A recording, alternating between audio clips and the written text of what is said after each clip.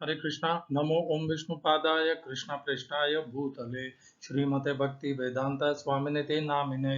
हरे कृष्ण कृष्ण कृष्ण हरे हरे, हरे राम राम राम हरे हरे। श्रील ऐसी भक्ति वेदांत स्वामी प्रभुपाद की जय। आचार्य महात्मा गांधी जी की जय। भगवद गीता 2020 में आपका स्वागत है। 8वें अध्याय का 18वां श्लोक है। भगवान 8वें अध्याय के 16वें श्लोक से हमें बता रहे हैं कि कैसे उनका जो धाम है वह शाश्वत है, सुखालय है। और हमारा ये जो हमारी ये जो सृष्टि है, जो ब्रह्मा जी द्वारा जिसकी उत्पत्ति हुई है, वह सृष्टि अनित्य है, अशाश्वत है और दुखालय है। पृथ्वी लोक मृत्यु लोक तो विशेष करके दुखालय है। ये भगवान ने बताया और अब भगवान हमें इसी के विषय में विस्तार से बता रहे हैं। कल हम जब चर्चा कर रहे थे 8वें अध्याय के 17वें श्लोक में, तब भगवान ने विस्तार से बताया सहस्त्र युग पर्यंतम अर्यद अर्यद ब्रह्मणो विदुः रात्रिम युग सहस्त्रांताम तेहो रात्र विदो जनाः। 1000 युग, इतना इतनी लंबी अवधि जो ब्रह्मा की एक दिन ऐसे जानता है, और उतने ही सहस्त्र युग कि जो ब्रह्मा की रात्रि को जानता है, वह ब्रह्मा के दिन रात को जानता है। ये है इस श्लोक का अर्थ। तो भगवान ने गणना बता दी। और पृथ्वी लोक पर भी हम ये जानते हैं कि पृथ्वी लोक पर जो भिन्न भिन्न योनियां हैं, हम सब की आयु भिन्न भिन्न होती है, किसी की कम किसी की ज्यादा। जैसे चर्चा की थी हमने, कछुए की 300 वर्ष होती है, कुत्ते की 15 से 20 वर्ष होती है, कीट पतंगों की 7 से 20 दिन होती है। तो और जलचरों में जो छोटे जलचर हैं उनकी फिर से 1 महीने की होती है, किसी की ज्यादा होती है। तो और मनुष्यों की 80 से 100 वर्ष तक की होती है। तो हम सबकी आयु भिन्न भिन्न होती है हमारी योनियों में। उसी प्रकार ब्रह्मा जी जो इस अनित्य सृष्टि के उत्पत्ति करता है, उनकी आयु का मापदंड हमारे से बहुत बहुत बहुत ज्यादा बड़ा है। उनके एक दिन में, केवल दिन में हजारों हमारे युग बीत जाते हैं। वह युग जिन्हें हम कभी देख भी नहीं पाते। हम तो उस युग के भीतर के कुछ वर्षों में उत्पन्न होते हैं, और 100 वर्ष में हमारा 100 वर्ष के भीतर भीतर ही हमारा यह शरीर छोड़ करके हम दूसरे जन्म को प्राप्त हो जाते हैं।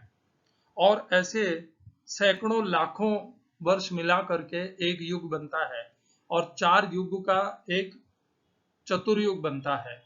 कल्प नहीं बनता है, चतुर्युग बनता है। और ब्रह्मा जी का जो एक दिन है, ये जो चतुर्युग है, एक कल्प बनता है। चतुर्युग को मिला करके, अपनी भूल का सुधार कर रहा हूं, चतुर्युग को मिला करके एक कल्प बनता है। सतयुग, त्रेता युग, द्वापर युग और कलयुग, ये 4 युग हैं। इन चारों के चक्र को एक कल्प कहा जाता है। तो आज की श्लोक संख्या में भगवान अब और इसी के विषय में हमें विस्तार से बताने वाले हैं। भगवान ने ये तो बता दिया कि एक ब्रह्मा जी के एक दिन में ये युग 1000 बार उत्पन्न आते हैं, परिवर्तित होते हैं। अब भगवान और बताएंगे। अव्यक्ताद्व्यक्त यत्सर्वाः प्रभवन्ते हरागमे रात्रागमे प्रलीयन्ते तत्रैवा अव्यक्त संज्ञके। हिंदी अनुवाद गीता यथारूप श्रील प्रभुपाद। ब्रह्मा के दिन के शुभारंभ में सारे जीव अव्यक्त अवस्था से व्यक्त होते हैं, और फिर जब रात्रि आती है तो वे पुनः अव्यक्त में विलीन हो जाते हैं। English translation Gita as it is Swami Prabhupada.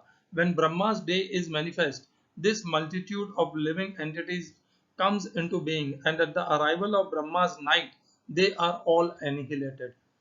इस श्लोक में प्रयोग किए गए संस्कृत शब्दों के अर्थ है अव्यक्तात्, अव्यक्त से, व्यक्तः, व्यक्तयः, जीव, सर्वाः, सारे, प्रभवन्ति, उत्पन्न प्रकट होते हैं, हरागमे, दिन होने पर।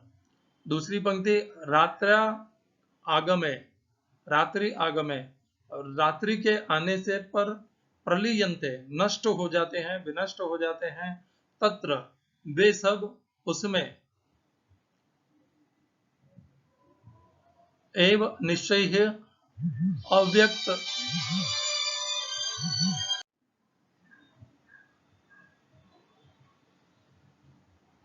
रात्रि आगमे प्रलय तत्र एव अव्यक्त अप्रकट संज्ञ के कहा जाता है, कहे जाने वाले।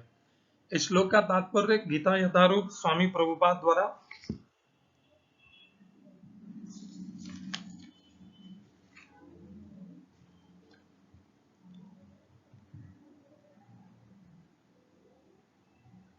इसका कोई तात्पर्य प्रभुपाद ने दिया ही नहीं है।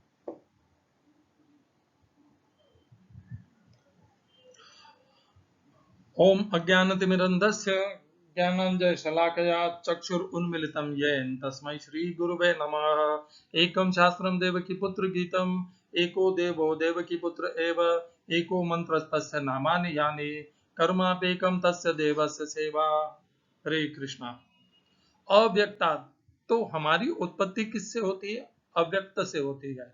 इसकी पुष्टि यहाँ पर हो रही है। जब हम इस शरीर को त्यागते हैं तब हम अव्यक्त को प्राप्त हो जाते हैं। जब तक ये शरीर रहता है तब तक ही हम शरीर को हम इस प्रकार व्यक्त रहते हैं, उसके बाद हम अव्यक्त हो जाते हैं। अव्यक्ताद व्यक्त या सर्वाहा, हम अव्यक्त रहते हैं और उस अव्यक्त से हम व्यक्त होते हैं। व्यक्त होते हैं अर्थात हम देह को धारण करते हैं और दृश्य होने लग जाते हैं। प्रभवंती हरागमे, कभी कब प्रकट होते हैं? जब ब्रह्मा जी का दिवस होता है। तो ब्रह्मा जी का जब दिवस प्रारंभ होता है वहां से उत्पत्ति का भी प्रारंभ होता है। तो ब्रह्मा जी का दिवस उत्पत्ति का सूचक है। ब्रह्मा जी का दिवस प्रारंभ होना उत्पत्ति का प्रारंभ होना है।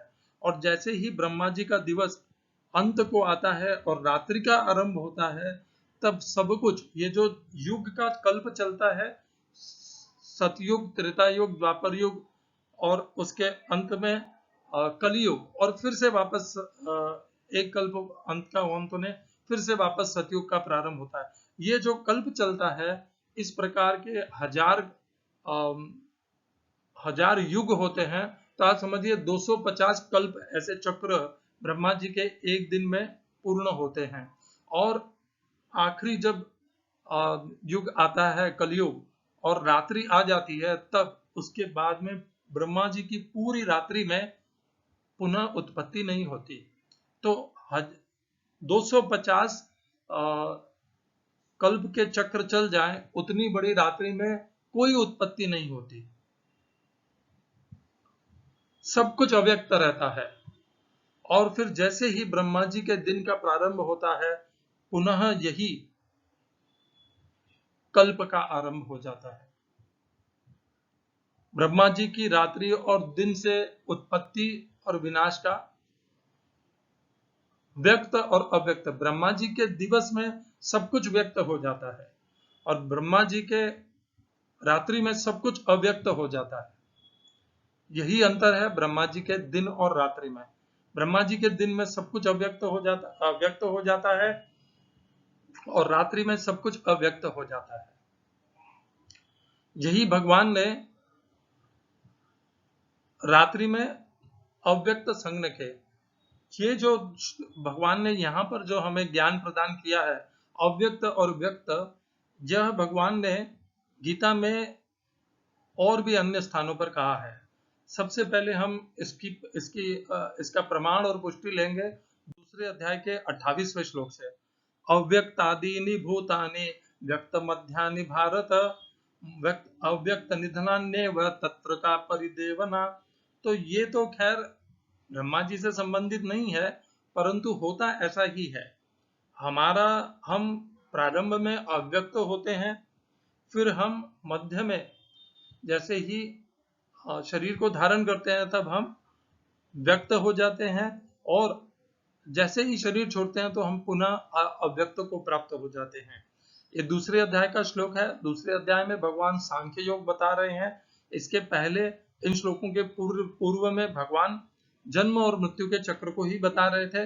तो इसका संबंध ब्रह्मा जी के कल्प से सीधे सीधे नहीं है, परंतु यहाँ पर भी भगवान अव्यक्त और व्यक्त के विषय में बता रहे हैं। तो यहाँ पर भगवान कहते हैं कि मनुष्य जीव भी जो है, जो अव्यक्त हो जाता है और जब देह धारण करता है तब व्यक्त हो जाता है, और जैसे ही देह को छोड़ता है तब पुनः अव्यक्त हो जाता है। सारे जीव प्रारंभ में अव्यक्त रहते हैं, मध्य अवस्था में व्यक्त होते हैं और विनष्ट होने पर पुनः अव्यक्त हो जाते हैं। अतः शोक करने की क्या आवश्यकता है। हिंदी अनुवाद गीता यथारूप श्रील प्रभुपाद द्वारा। अब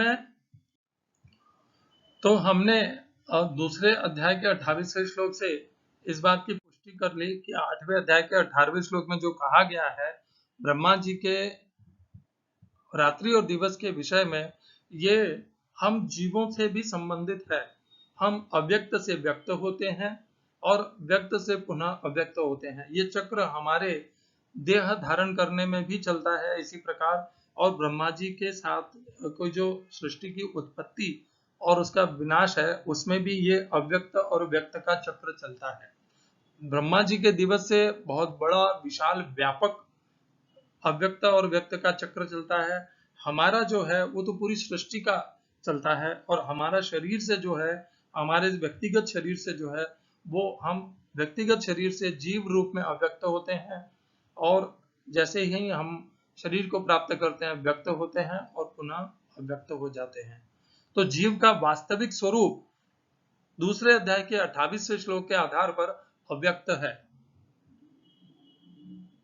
मैंने नहीं कहा, भगवान श्री कृष्ण ने कहा। अव्यक्तादीनि भूतानि, भूतानि शब्द होता है हम समस्त भूत प्राणियों के लिए। अव्यक्त से हम व्यक्त होते हैं। अव्यक्तादीनि भूतानि व्यक्त मध्यानि भारत, मध्य में जब हम शरीर धारण करते हैं तब हम व्यक्त होते हैं।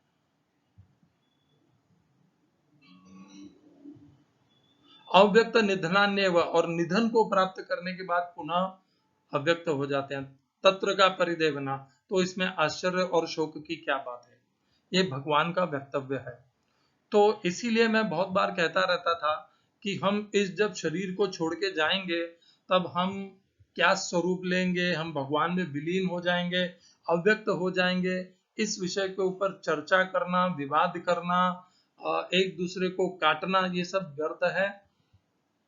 इसके बारे में भगवान ने केवल इतना ही बताया है कि जैसे ही हम इस शरीर को छोड़ेंगे हम अव्यक्त में परिवर्तित हो जाएंगे, और यदि हम भगवान के शाश्वत धाम को जाते हैं तब वहां पर क्या होता है, हम कैसा रूप लेते हैं, यह भगवान ने पूरी भगवत गीता में कहीं नहीं बताया है। यह अवश्य बताया भगवान ने कि मेरा वह नित्य धाम है, वहां पर पहुंच करके पुनः लौट के नहीं आना पड़ता है।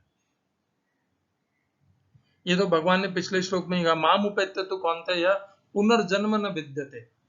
तो पुनर्जन्म इस अशाश्वत जगत में नहीं लेना पड़ता, यहां तक भगवान ने बताया है। उससे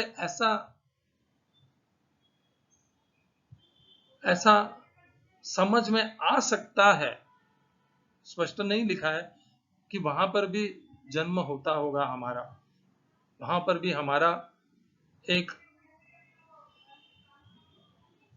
हमारा कोई व्यक्तिगत स्वरूप होगा, ऐसा लगता है। क्या सही है क्या गलत है वो तो भगवान ही जाने। हरे कृष्णा। श्रील एसी भक्ति वेदांत स्वामी प्रभुपाद की जय। आचार्य महात्मा गांधी जी की जय।